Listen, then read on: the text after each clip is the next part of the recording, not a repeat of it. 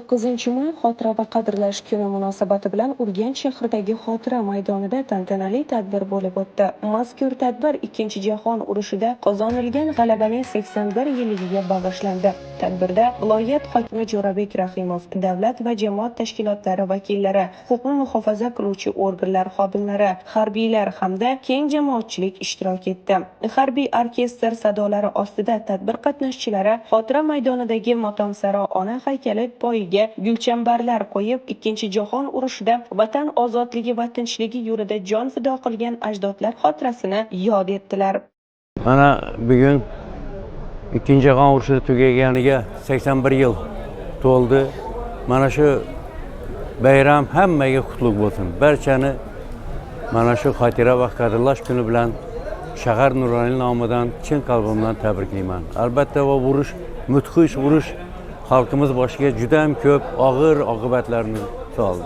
Agar mana shuni bir qarasak, respublikamizda o'sha davrda 6,5 millionga yaqin aholi yashagan bo'lsa, o'sha aholidan 1,950,000 ga yaqin kishi urushga safarbar qilindi. Mana shu urushga ketganlardan faqatgina masalan bu yerdan 800-900 mingga yaqin soldatlarimiz o'sha yoqda jon fido qildilar.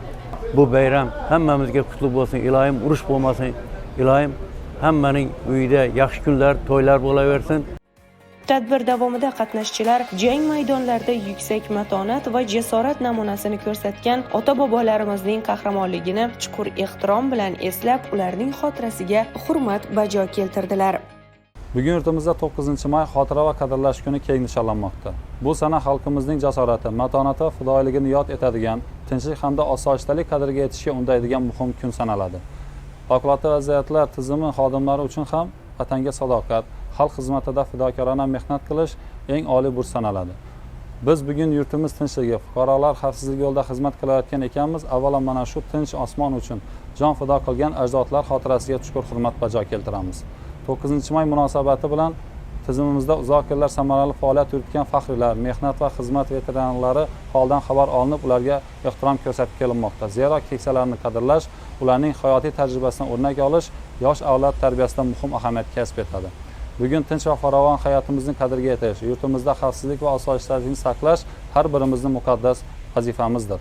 Fursatdan foydalanib barcha yurtdoshlarimizni 9-may xotira va qadrlash kuni bilan samimiy muborakbod etamiz.